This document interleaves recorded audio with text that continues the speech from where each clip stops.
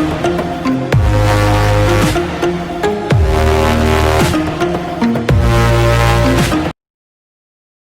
Friends, welcome back to my channel. ഇന്ന് നമ്മൾ unbox ചെയ്യാൻ പോകുന്നത് ലിനോവോൻ്റെ ടാബ് V7 ആണ്. ഇതൊരു ഫാബ്ലെറ്റാണ്. നമുക്കിതിൻ്റെ സ്പെക്സിൻ്റെ ബാക്കിൽ ഇതിൻ്റെ ഒരു മാനുഫാക്ചറിങ് ഇയർ ഡേറ്റ് 2019 എന്നാണ് പറയുന്നത്. MRP 18,000 ആണ്, പക്ഷേ 15,000 താഴെ ഉള്ളൂ. പിന്നെ ഇത് 3GB 32GB വെർഷനാണ്. പിന്നെ കോൾകോമിൻ്റെ 450 ആണ് ഇതിൻ്റെ SoC വരുന്നത്. റാം ഞാൻ പറഞ്ഞല്ലോ ഓൾറെഡി. പിന്നെ ആൻഡ്രോയിഡ് പൈ ആണ് വരുന്നത് 9 LTE ആണ്. ഡോൾബി അറ്റ്മോസ് സപ്പോർട്ട് ഉണ്ട്. പിന്നെ ഫേസ് ID, പിന്നെ എന്താ പറയുക, ക്യാമറ, ബാക്കിയെല്ലാം നോർമൽ നമ്മുടെ ഫോണിൻ്റെ പോലെ തന്നെയാണ്. അപ്പം നമുക്കിതൊന്ന് അൺബോക്സ് ചെയ്യാം. ഫുൾ HD ഡിസ്പ്ലേ തന്നെയാണിത്. അപ്പോൾ നമുക്ക് ഈ പ്ലാസ്റ്റിക് കോട്ടിങ് ഒന്ന് പൊളിക്കാം. ഇത് ആമസോണിൽ ഓർഡർ ചെയ്താണ്.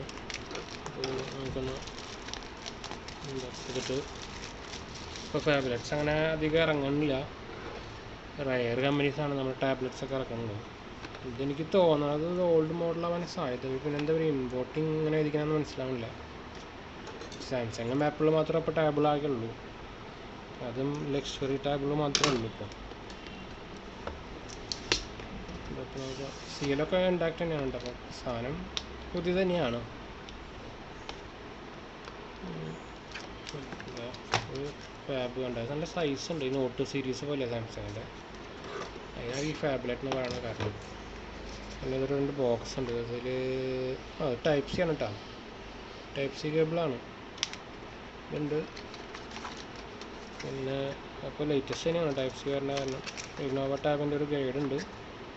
പിന്നെ ഒരു ബുക്ക്ലെറ്റും ഉണ്ട്. ഇതിൻ്റെ മോഡൽ PB655M ആണ്. നമുക്കിത് അതിൽ വയ്ക്കാം. ഇതിൽ ചാർജർ ഫാസ്റ്റ് ചാർജർ ആവാൻ സാധ്യതയില്ല. നമുക്ക് നോക്കാം. ചെറിയ ചാർജാണ്, കണ്ടറിയാം ഫാസ്റ്റ് ചാർജർ എന്നല്ല. ഇതിൻ്റെ ഔട്ട്പുട്ട്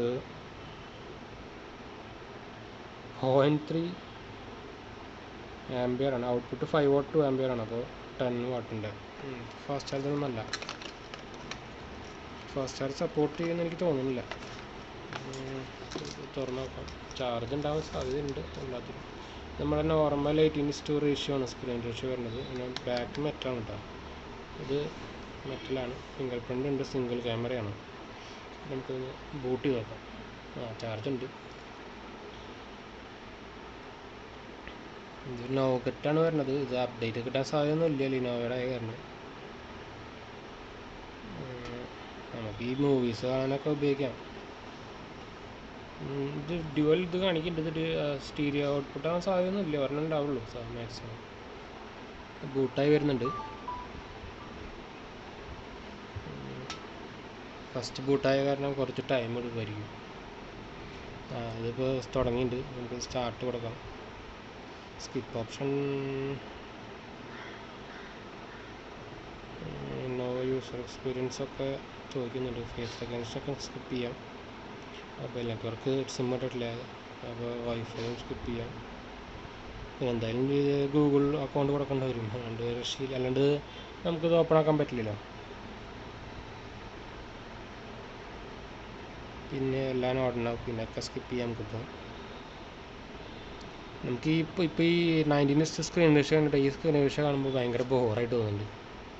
സത്യം പറഞ്ഞാൽ ഭയങ്കര എന്തോ ഒരു പഴയ സാധനം നോക്കണ പോലെ തോന്നുന്നുണ്ട്. ക്ലാസിക് മോഡ് കൊടുക്കാം.